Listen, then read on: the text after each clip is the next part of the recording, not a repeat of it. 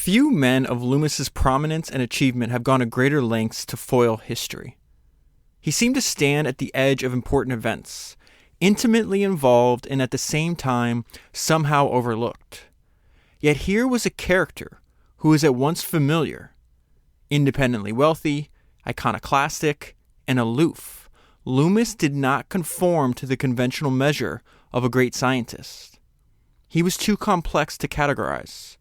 Financier, philanthropist, society figure, physicist, inventor, amateur, dilettante, a contradiction in terms. Although he rose to become one of the most powerful figures in banking in the 1920s, he was not satisfied with the laurels of Wall Street.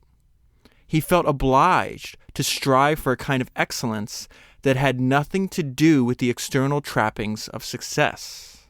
Loomis had the foresight to know that science would soon become a dominating force, and he used his immense fortune to attract a gifted group of young physicists to his private laboratory and endow pioneering research that pushed at the frontiers of knowledge. He created a scientific ideal in the cloistered fiefdom of Tuxedo Park, and in his belief in invention and experimentation, he prepared the way for a series of scientific developments that would not only change the course of the war, but ultimately transform the modern world. That was an excerpt from a book that a listener recommended, and that book is Tuxedo Park, a Wall Street Tycoon and a Secret Palace of Science that changed the course of World War II, and it was written by Janet Conant. So when I finished reading this book, I put it down and asked myself, what the hell did I just read? This was probably one of the most insane books that I've read so far for the podcast because it sounds fictional. A good way to think about Loomis and the story that takes place in the book, if you're coming to this with no background at all, comes from two blurbs that are actually praise for Tuxedo Park that you find in the beginning of the book. So I'm going to read both of those to you. The first one, it says, an examination of the remarkable role of the shadowy but powerful amateur scientist whose intellect and energy spurred critical scientific research that shortened and helped win World War II. It's remarkable and remarkably told as if F. Scott Fitzgerald had penned Batman. So it's interesting that I saw the blurb after I finished reading the book, because I thought of, I was like, how could I describe to somebody who doesn't know who Alfred Lee Loomis is? And I was like, he's kind of like this Batman, Bruce Wayne figure where he lives two almost completely opposite lives. And then the second thing, the second blurb I think is really helpful too, because it says, by the time you are finished, you are prepared to bestow on Alfred Lee Loomis the title of most interesting man I never knew anything about. So that was the situation I found myself in. I had this book recommended to me, but I didn't know anything about Tuxedo Park. I didn't know anything. I didn't know who Alfred Lee Loomis was before I started reading. And I think that title, the most interesting man I knew nothing about, is a good way to think about him. Okay, so I want to start with his personality, and there's embedded in this book is one of the author's relatives was a young scientist working and doing experiments at Tuxedo Park. And he winds up killing himself when he was, I think, 39 years old. But before he killed himself, he wrote a fictional account of some of the experiments that were done at this hidden laboratory, right? And this laboratory is about 40 miles outside of Manhattan. And the book he wrote was called Brain Waves and Death. The reason it's called that is because one of the early experiments at Tuxedo Park had to do with measuring brain waves. The idea, you know how you have these different cycles of sleep? A lot of our understanding of those different cycles of sleep came out of some of the early experiments that were done under the direction of Alfred Lee Loomis at Tuxedo Park. And so the main character of that fictional novel, Brainwaves and Death, is this guy called Ward. Ward is a character, so when I'm going to read a couple quotes throughout the book about Ward. When I'm reading these quotes about Ward, they're really about Alfred Lee Loomis. So I'm going to start there with this quick two sentences real quick. It says, Ward was smiling, but that did not mean that he was amused. The smile was a velvet glove covering his iron determination to get underway without any lost motion. So that last sentence talks about his iron determination and the fact that he doesn't like to waste any motion. It does not like to waste time, does not like to waste action, does not like to waste money. That's a good understanding of Alfred Lee Loomis.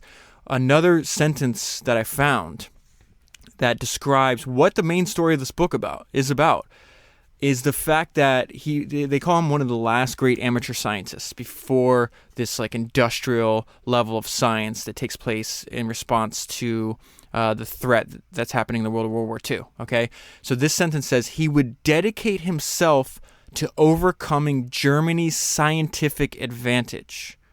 That's a great way to understand the goal of Alfred Lee Loomis and how crazy this story actually is. The idea that this one person full of iron determination and, almost unlimited resources because he was so wealthy, which I'll get to how he became wealthy, the idea that he could take on himself. He's like, okay, Germany is this huge threat. No one else sees it's coming.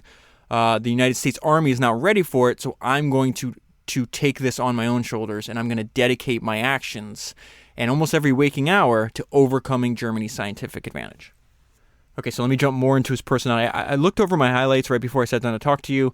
Almost every single highlight is about his personality. I found him such a confusing and interesting figure. So this is his personality and really an overview of the story of the book that I hold in my hand. So it says the Loomis Laboratory in Tuxedo Park and the charismatic figure of Ward himself, which transparently based on Alfred Lee Loomis, the immensely wealthy Wall Street tycoon and amateur physicist who among his myriad inventions claimed a patent on the electroencephalograph. There's no way I'm pronouncing it correctly, but it's important to know what that device does. It's a device that measures brain waves. Loomis was also somewhat eccentric and disdained the glamorous swill around him.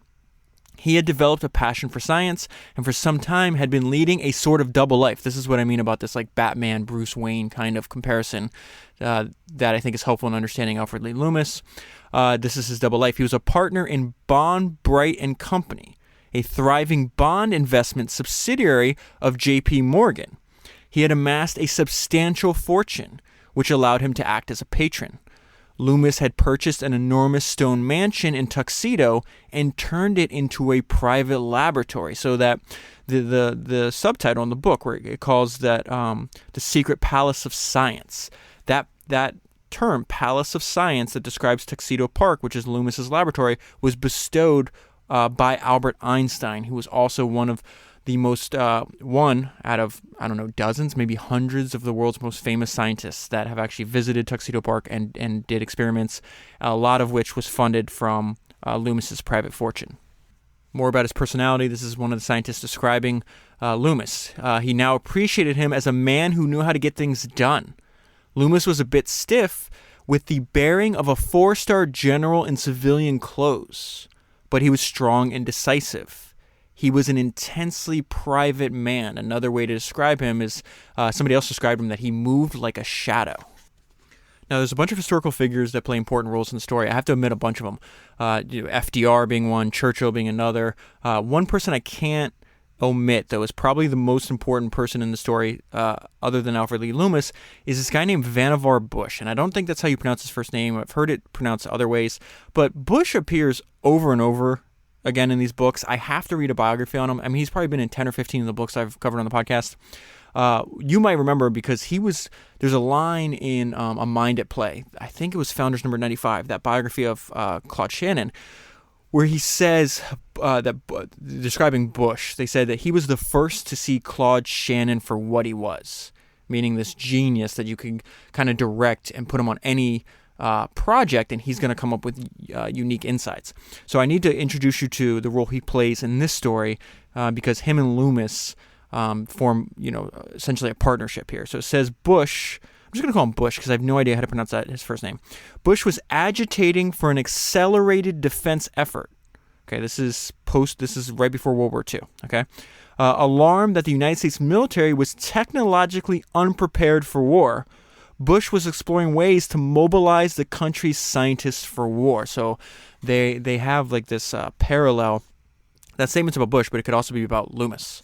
They have this parallel goal, which is, hey, we're behind.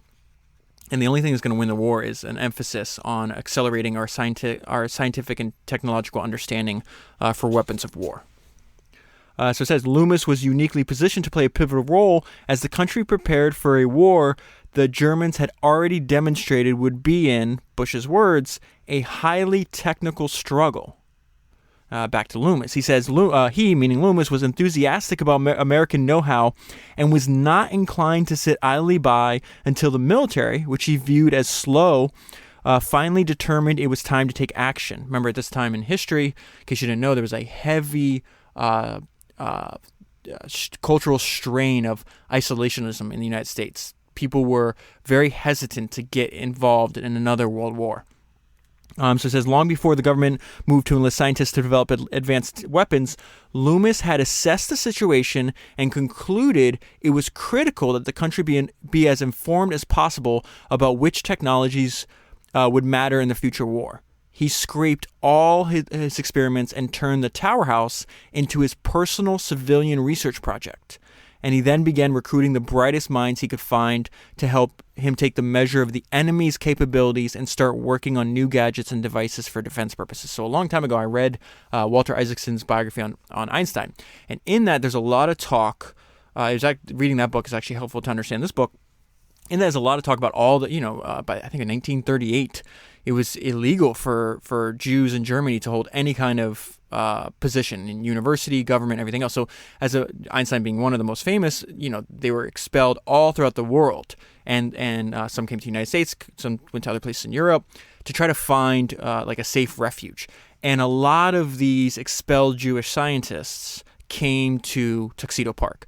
And so that would answer the question that you might be asking yourself is, well, how does Alfred Lee Loomis know what is going to happen before even the government of the United States? And it's because he had direct relationships with a lot of these former German scientists that came over and said, hey, this is what we are capable of doing. Germany right now has the technical and scientific advantage over the United States and Britain. And I'm going to run over my point here, but I want to read this to you anyway. So it says, from its grand beginnings in 1926, this is talking about the Tuxedo Park, and to the day it was hastily shuttered in 1940. During the decade and a half the Tower House flourished, Loomis played host to a remarkable group of young scientists at a moment when new discoveries were transforming all their fields and the spirit of intellectual excitement and experimentation fueled their research. It is hard to believe that only in a few years that bright circle would not only build the radar system that would alter the course of the war. So that is the main scientific achievement of what starts at Tuxedo House and then eventually goes into the Rad Lab, which is the laboratory, the radiation laboratory that Loomis is going to run at MIT for the government, that they develop radar. And they say the radar won the war, but the atomic bomb ended it. A lot of the people that were involved in developing the radar at the Rad Lab later went on to work in the Manhattan Project. Okay, so it said, it was hard to believe that only in a few years that Bright Circle would not only build a radar system that would alter the course of the war, but would go on to create a weapon that would change the world forever. It sounds like fiction. It's incredible to me now looking back that it really happened. Okay, here's another quote from Brainwaves and Death. It says, Ward, meaning Loomis, carried himself with composure, but his politeness was merely a habit. He was preoccupied. Okay, so something to know about Loomis that is just insane is that he at first tried to have a conventional life. Married, corporate lawyer, 3 kids, normal job. And then realizing that's not who he really was, he did a 180-degree turn. So I'm going to talk to you more about that.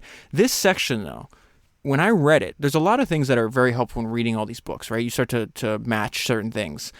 And while I was reading this section, one of the most important quotes that I've ever come across, it's in, I think it's given from a speech Steve Jobs gave, but it's in the book by Isaacson, his biography on Steve Jobs.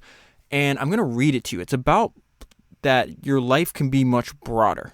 And so I really think it's helpful in understanding, this quote's helpful in understanding not only the life Steve Jobs lived, really every single person we've covered on the podcast. And it's something that I think is so important.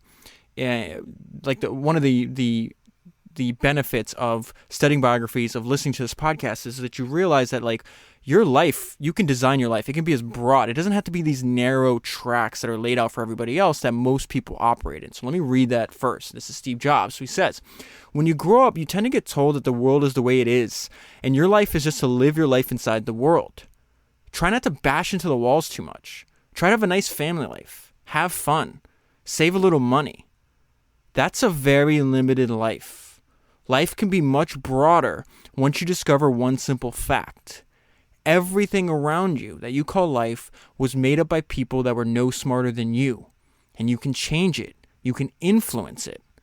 Once you learn that, you'll never be the same again. And I think that's true for Steve Jobs. It's true for, I can't think of an example of any of the people we've studied, any of the biographies that I've read, that's not true for. And we're going to see Alfred realizing, hey, I mean, think about the amount, I don't want to call it arrogance because that's a lack, that's not a good description of it, but a single individual is like, I'm going to dedicate myself to overcoming Germany's scientific advantage. You can't get much more of a broader life, and then all the excitement and the experiences that he has in just a few short years as a direct result of that commitment to that goal. So let me get into that. There's a lot to read here. Loomis exiled himself from the glittering world of New York society because he wanted to devote all his time to science. He set himself up in a castle on a high hill in Tuxedo Park and financed his own audacious investigations of the stars, the heart, the brain, and the secrets of the world. This is before he makes that commitment, right? He's just interested in science. He wants to learn physics, but he's going to all the experiences that he has for the years that he's just like, I'm going to use my wealth to pursue the experiments that I'm interested in, eventually allow him to acquire skills that he can use in that dedication of overcoming Germany's scientific advantage. Okay? So it says he desired nothing more than to be actively involved in daily research and progress. And then when duty called, he helped reinvent modern warfare. That's not hyperbole. That is factual. He was an unconventional person. He was not motivated by money or fame. He never needed the approval of other people. I would say the clearest example that statement is correct is that he went about building a world within the world. He created his own world, and he was not interested. He was extremely private, but he did not seek publicity. He just followed his natural drift, to use that quote from Charlie Munger. He never needed the approval of other people. He was that sure of himself. Very, very, intelligent, brilliant, also very cocky. He was motivated by the adventure. There was a certain awesomeness about him that made him, and I'm not sure what the right word is, somewhat inapproachable. He was aloof, as if detached from a society he had once been very intensely involved in. That's what I mean about building your own world within the world. I always got the feeling this partly had to do with the divorce. I'll go into that later. Loomis erected a wall between his two worlds, completely insulating his scientific Valhalla from his business life. Just like Batman and Bruce Wayne don't really intersect, right? Although he socialized with close friends from both walks of life, he never introduced a single Wall Street associate to any of his Tuxedo Park experimenters or vice versa. So I want to give you a little background on what I just mentioned, that he had a perfectly conventional life before he goes off and becomes this mysterious, very powerful figure. At the beginning of World War I, he's married. He's got, I think, 3 kids already at the time, and he's practicing law. When the United States declared war against Germany in April 1917, going back, obviously, in time, the 29-year-old Loomis promptly enrolled in officers' training camp. So he serves in the military. He has a constant stream of ingenious ideas for new armament. There's a hint that maybe this guy's not going to stay practicing law forever. Because even when he's doing that, he starts applying for all these patents that he's working on the side. Like he tries to invent like a new, safer fire extinguisher, some kind of new slide rule for some mathematical process. All these just weird things that you wouldn't expect just a corporate lawyer to be doing, right? That's what they're meaning by that. He's a constant stream of genius ideas. Now he's using this constant stream of genius ideas for new weapons, which this job that they give him, right? So, this is the job. It says he had ingenious ideas for new armaments and new solutions to old tactical problems. It earned him one of the most important jobs, chief of the development and experimental department. That is World War I.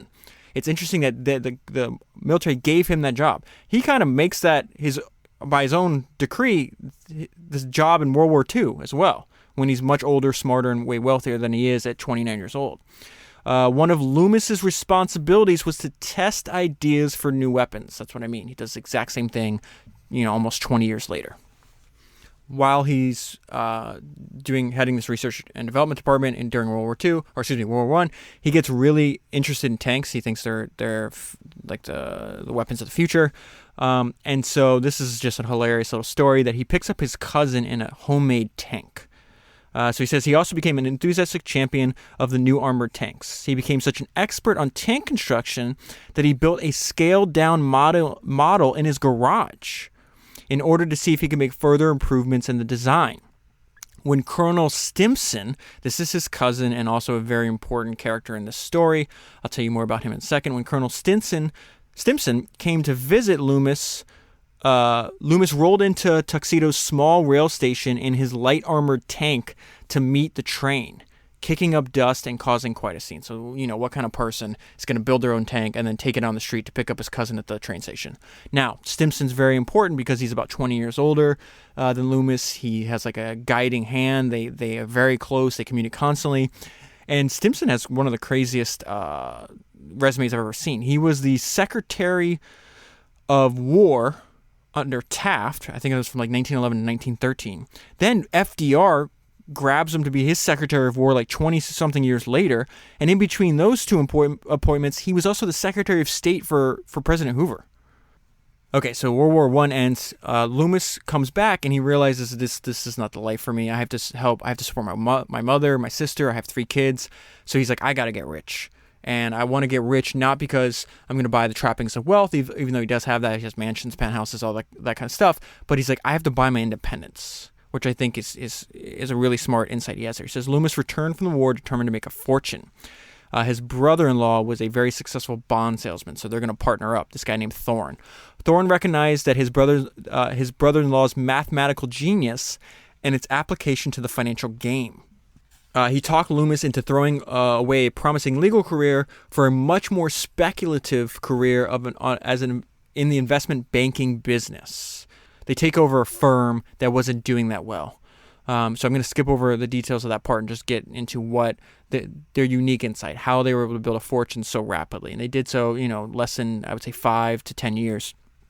It says, almost at once they began specializing in public utility issues and quickly emerged as leaders in the financing and development of the electric power industry. So essentially they made their wealth, and I'm going to give you a little bit more details here in a second.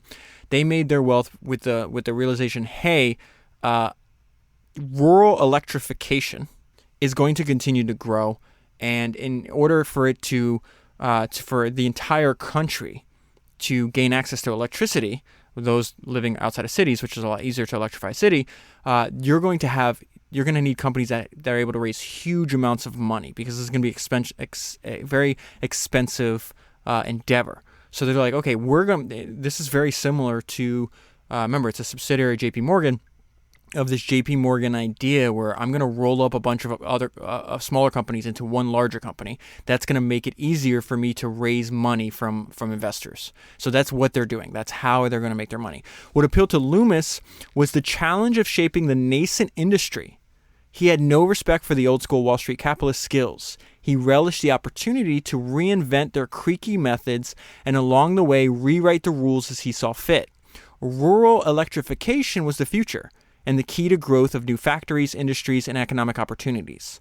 Loomis had complete confidence in the new technology as a force of change and a force of good.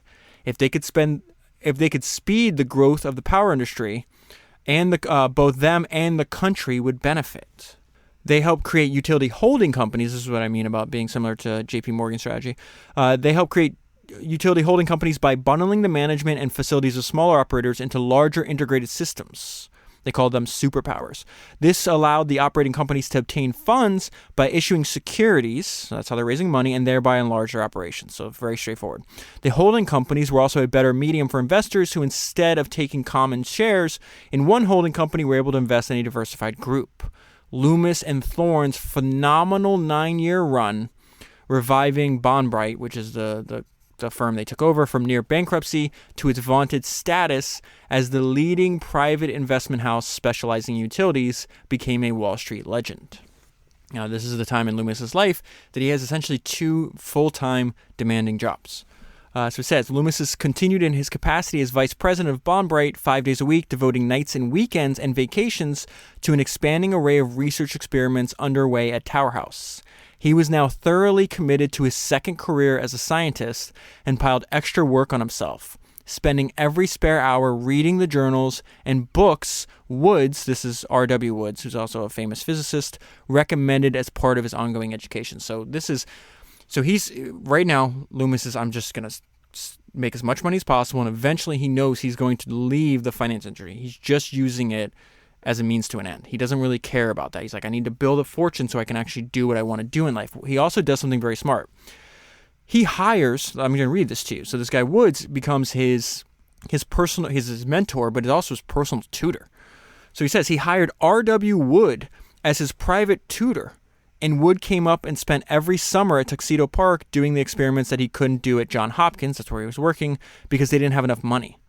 R.W. Wood taught Alfred Loomis physics. What a better way to learn anything. You hire one of the leading people in the field to be your personal tutor.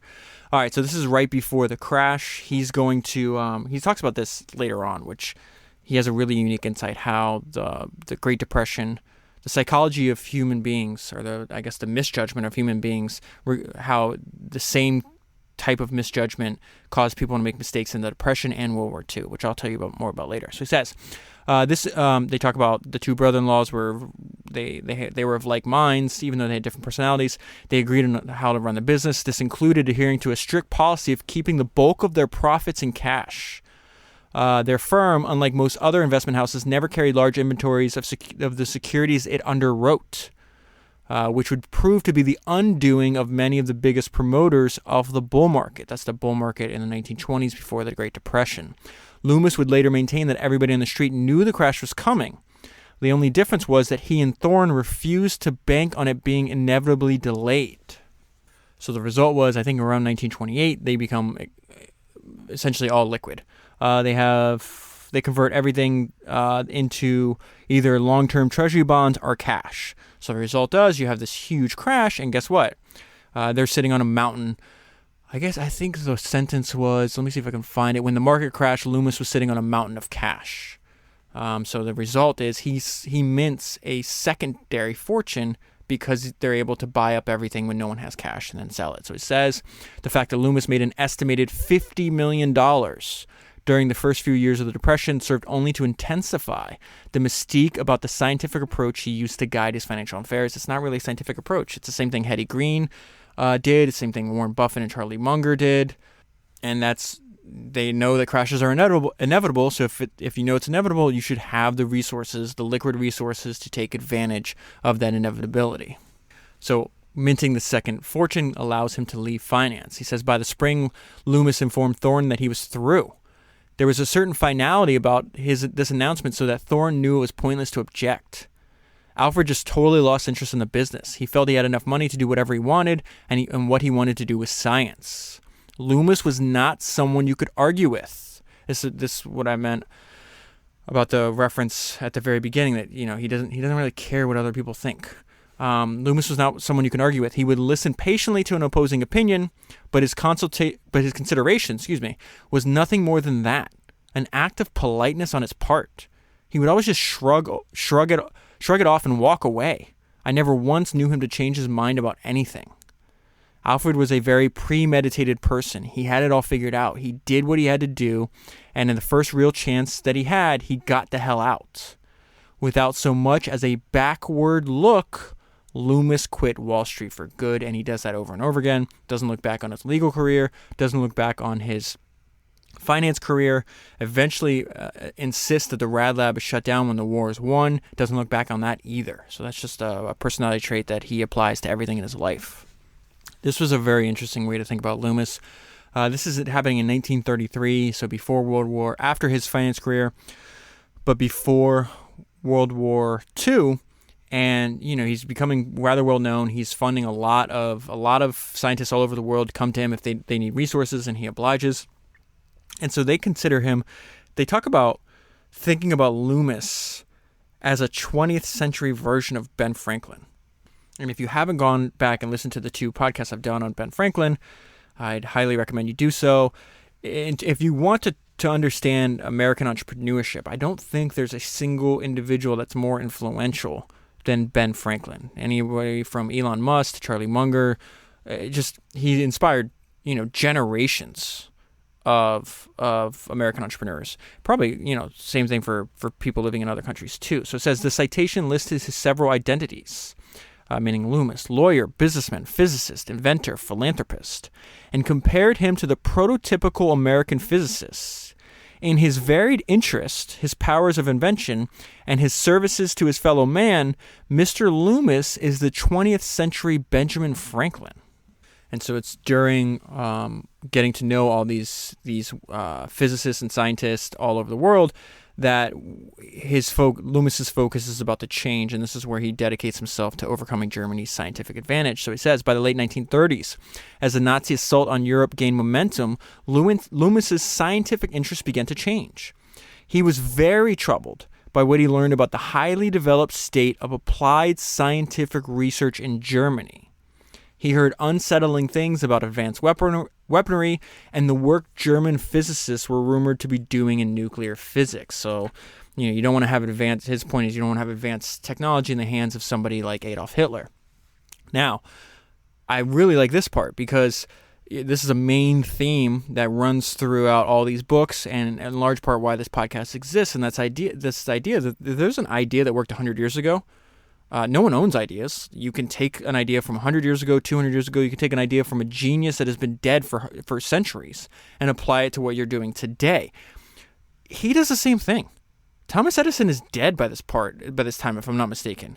And so Loomis's idea about, hey, how am I going to overcome Germany's scientific advantage is an idea that Edison recommended in World War I. So this is Loomis taking Edison's idea. After the shock of the sinking of the Lusitania by a German submarine in 1915, so you're talking about 25 years before this part in history where we're at right now in the story, the famous old inventor, meaning Edison, had exhorted that Americans were as clever at mechanics as anybody in the world and could defeat any engine of destruction. That's a direct quote from Edison. Edison had advocated preparedness without provocation. Right, we're not going on the attack, but if we need to fight a technologically superior army like Germany, then we need to have that done before the war happens.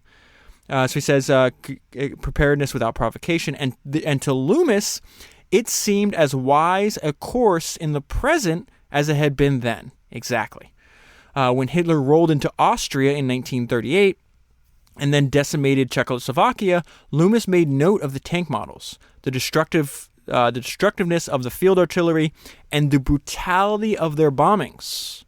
It had left him convinced that the military could not be counted on to develop and build a stockpile of modern weapons for defense, which is exactly what Edison recommended.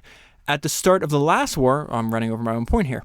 At the start of the last war, Edison had recommended that the government create a great research laboratory. It's exactly what Loomis does, whose purpose would be to develop new weaponry, so that if war came, the country could take advantage, another direct quote from Edison here, take advantage of the knowledge gained through this research work and quickly manufacture in large quantities the very latest and most efficient instruments of war. That's the end of his quote. That's exactly what Loomis does. In the months to come, these accumulating influences would move Loomis to adapt Edison's ideas to his own laboratory.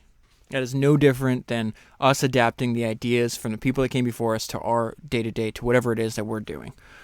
And this is where he starts clearing the deck. He's like, okay, this is going to be my complete focus. He says in April 1940, he was more determined than ever to dedicate his private resources to scientific problems that might have value for defense purposes. Convinced that the United States would inevitably be drawn into war, he was juggling several disparate projects related to mobilization and believed that priority should be given to things that could yield results in a matter of months, or at most a year or two. So it's like, I can't work on these things that might pay dividends that have nothing to do with defense. I'm going to get rid of those and we're going to focus. This essentially is when he starts to focus on radar. Okay. He decided that the Loomis laboratory would no longer muck about with a preliminary long-range exploration of propagation problems. Instead, it would focus on one pressing problem and work to find a practical and efficient solution. So that sentence, I want you to remember that sentence. Later on at the end, there's a description talks about what is the single most valuable trait that Loomis had. And this idea we come across over and over again. The singular focus. So it says instead it would focus on one pressing problem and work to find a practical and efficient solution. That problem winds up being radar. Again, if you go back and ask what's the most important invention in World War II, you could say the atomic bomb. Most people would say radar. During this time, we see more insights into his personality. He was a person who loved to be with the leaders of any one particular enterprise. As such, he was called a dilettante by people who thought that that was a good name for him. So you had to work for him and talk to him a bit, and then you found out there wasn't anything phony about him. He was a first-class scientific person, and he had a lot of money. With those two things, he could do a lot of things. Aggressive and enthusiastic, Loomis insisted on getting started right away. So this is Bush on why they focus on radar. So it says he, meaning Bush, believed it was vital that science and technology were broadly mobilized for the war, which would provide him with a way to address what he saw as by far the most pressing military problem: the need to rapidly improve the country's air defenses. America is surrounded by two oceans. Their main vulnerability is from the air. So it says he was convinced that air power was the backbone of military strength. America was vulnerable only to transatlantic attack. Radar held the key to revolutionizing warfare by providing a better means to track the enemy and accurately destroy targets. So they used this not only in the air defense, but also in the sea to wipe out the German U-boats, which I'll talk to you more about in a minute. But to date, the Army had ignored radar's potential for defensive action and could not be interested in sponsoring any research. So the book goes into quite a bit of detail. I'm going to give you the Cliff Notes version here. That Churchill was so desperate, because at the time FDR was still not willing to jump into the war. So he's like, listen, we're going to give you all of our scientific advances that you guys don't know about, because we no longer have the ability to manufacture them, and hopefully you can make them, and then we can use the weapons that you produce to fight off Germany and Italy and the rest of the Axis. So one of those things they give is the fact that they figured out microwave technology. The American scientists, when they saw what the British scientists had come up with, and it's an interesting story how they smuggled that from Europe to America. They thought it was 1,000 times better than what the Americans had at that time. And so that insight by this gamble that Churchill did becomes the missing piece for the work that Loomis and the Rad Lab is going to do. There's a bunch of historical figures in the book. I have to omit a bunch of them, but I just want to tell you what bound all these historical figures together with one sentence. What drew these men together, he explained, was one thing we deeply shared: worry. Reference to a bunch of historical figures. This is what Loomis says. Of the men whose death in the summer of 1940 would have been the greatest calamity for America, Loomis would observe a few years later, the president is first, and Dr. Bush would be the second or third. This is a description of the role Loomis played and who he was as a person from somebody that didn't like him. And so this is kind of high. This is high praise, considering that Bowles, the guy I'm going to quote, doesn't like Loomis. So he says, in the end, Bowles had to admit that Loomis's recruitment strategy had worked like a charm. Roping Lawrence, that's Ernest Lawrence, who was probably the most famous. He'd already won the Nobel Peace Prize. At this time, he's probably the most famous American physicist at the time, and he winds up being like Loomis's right-hand guy. Roping Lawrence into the radar project had been a stroke of brilliance. This is Bowles on Loomis. Loomis was smart as hell, Bowles conceded. The Manhattan Project had not yet come into being. Here were all these unemployed nuclear physicists. Why not regiment them? And they all worked underneath Loomis's apparatus. Loomis figured the way to do that was to put Lawrence on the microwave committee and get Lawrence to pick the head of the lab. So think about if you could take the most influential person. Loomis is focused on influencing the influencers.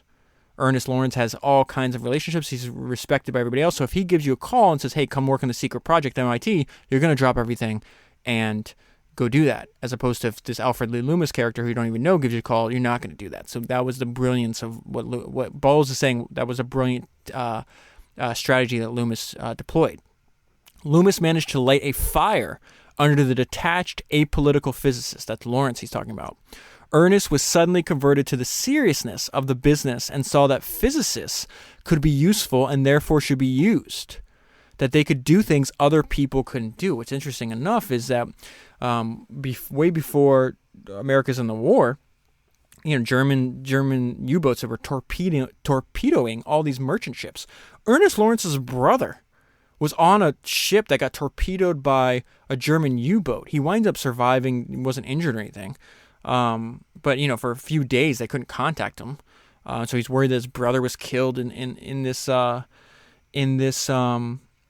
attack. And Germany does a lot of dumb things during the war, but not that they did it on purpose, but the idea that you attack the brother of one of the greatest scientific minds that America has, and now this guy's going to go full, he's going to go against you. Very unwise decision there. So it's at this point, they have everybody, they have the resources, they shut down Tuxedo Park, and they start the Rad Lab. So it says, for the next 4 years, he would, meaning Loomis, would drive himself and his band of physicists almost without break to develop the all-important radar warning systems based on the magnetron. That's the device that Churchill sent over to America. Looking back on the tense autumn in 1940, Bowen boasted, that's another person, it was a gift from the gods that we disclosed to Alfred Loomis and Carl Compton, meaning the magnetron. I'm definitely pronouncing that incorrectly, by the way.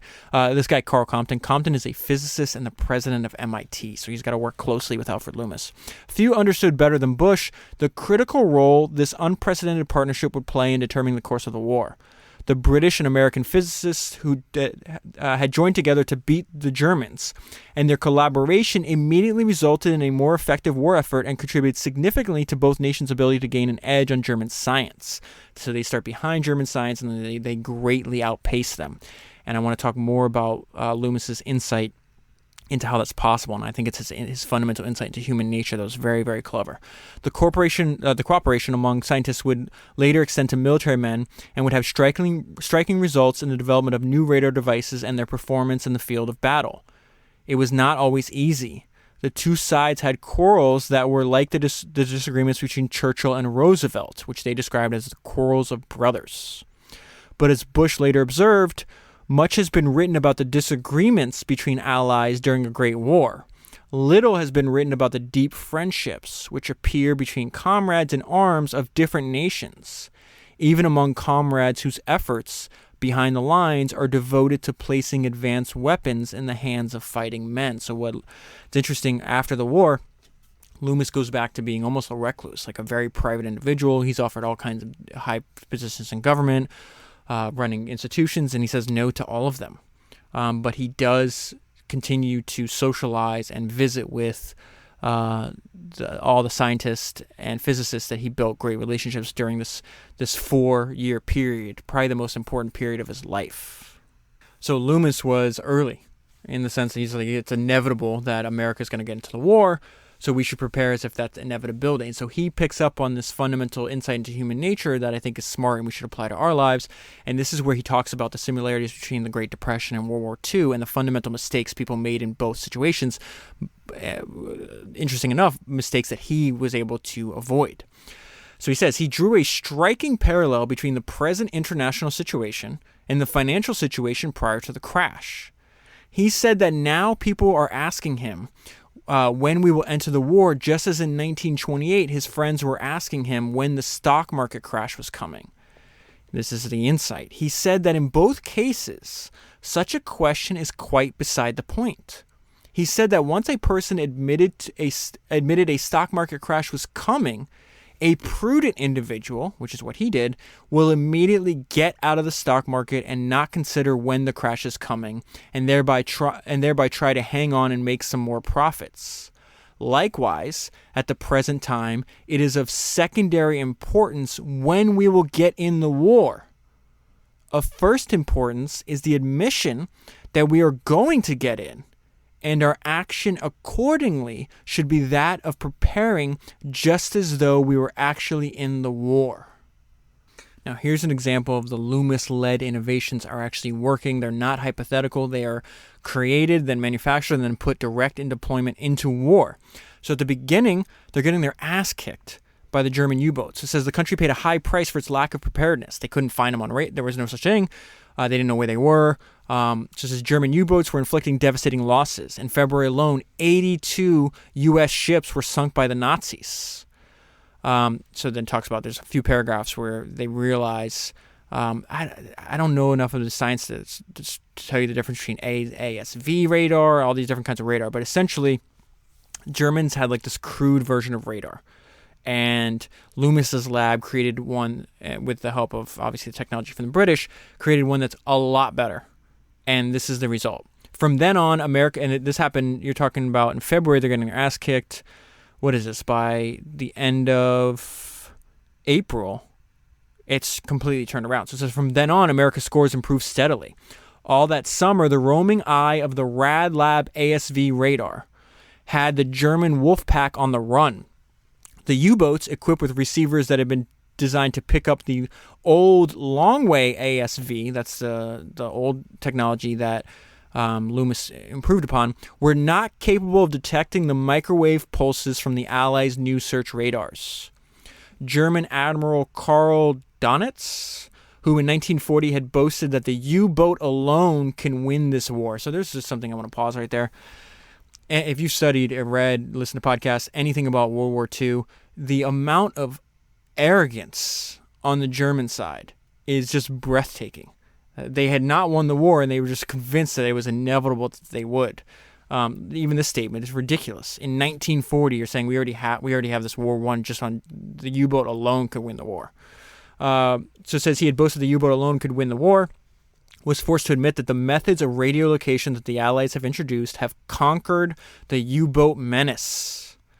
As he later wrote, radar threatened to provide the Allies with the keys to victory unless Germany could address the disparity in their technological prowess. Now, let me read that to you again. Unless Germany could address the disparity in her technological prowess, compare that, juxtapose that with Loomis's personal goal. I will dedicate myself to overcoming Germany's scientific advantage, and he fucking did it.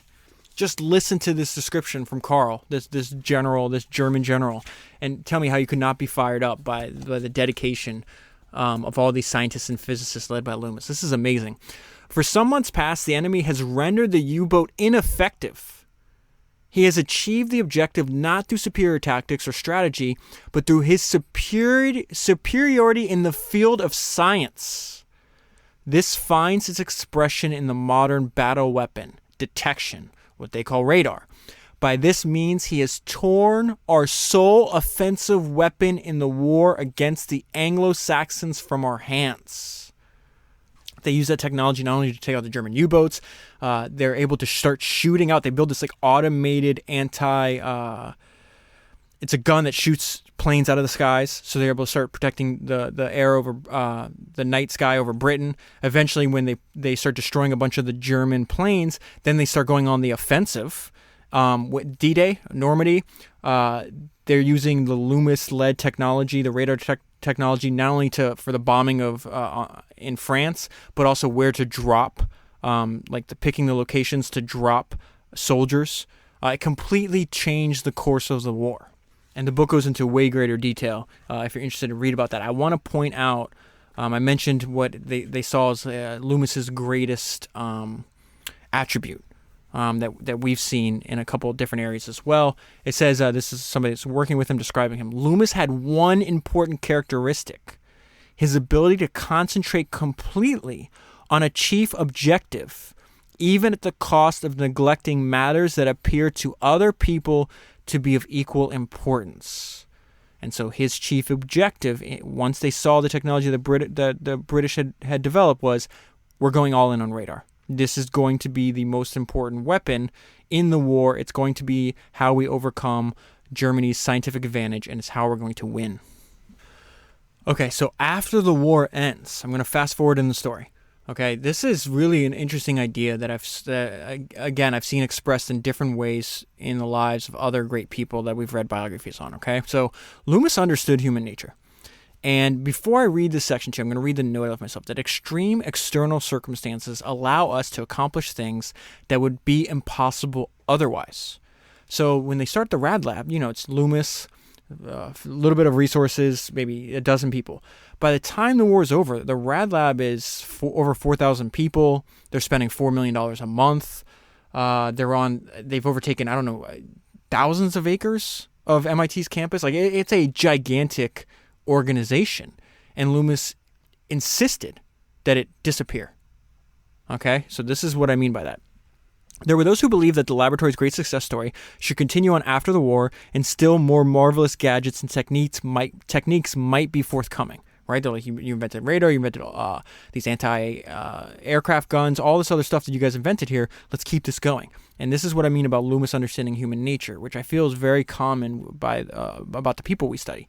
They're very smart, not just in formal education. They're smart with understanding humans. It says Loomis was vehemently opposed to the idea and took decisive steps to stop the juggernaut, including calling President Roosevelt himself. This is why. This is the important part of the section, okay? Loomis felt the Rad Lab would surely stagnate and falter, and argue that only the pressure of war could make a government program of that size and magnitude flourish. War was a great stimulus to science, but it was not a stunt that could be repeated in peacetime.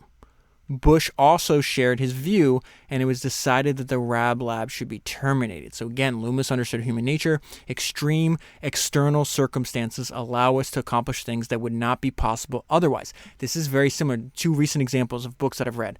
When I did that 3-part series on Larry Ellison and then Arnold Schwarzenegger.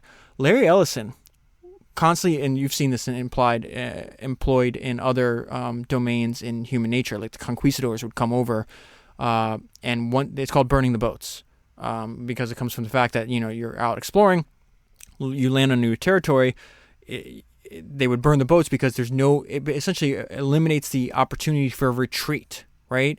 You have this extreme external circumstance that is either going to make you push forward or you're going to die.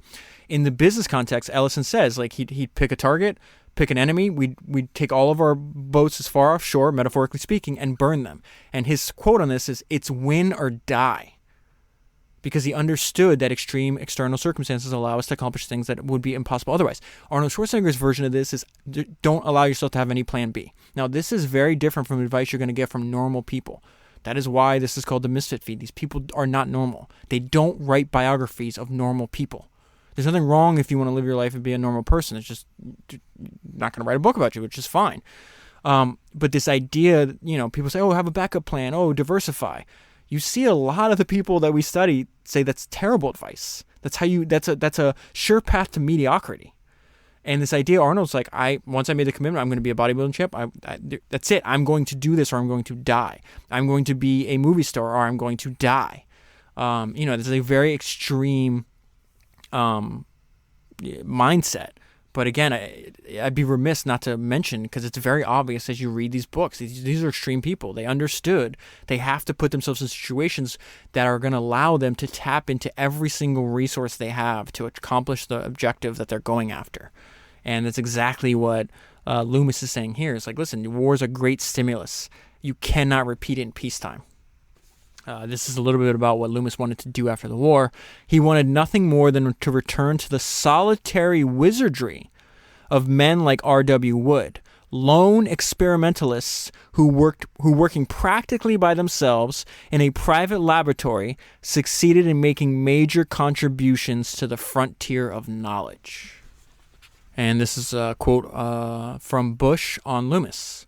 He's probably the only man who ever, on the one hand, took the guys down in Wall Street for a ride and made a lot of money out of them, and on the other hand, got elected to the National Academy of Sciences on the basis of his accomplishments in physics. And I'll close on this. This is a description of Loomis by Ernest Lawrence. Lawrence, who had stood at Loomis's elbow in the early days of the laboratory, could not pay high enough tribute to the banker-turned-scientist who had organized physics for war and exerted his enlightened influence on the kind of war the country was ultimately able to fight. He had the vision and courage to lead his committee as no other man could have led it.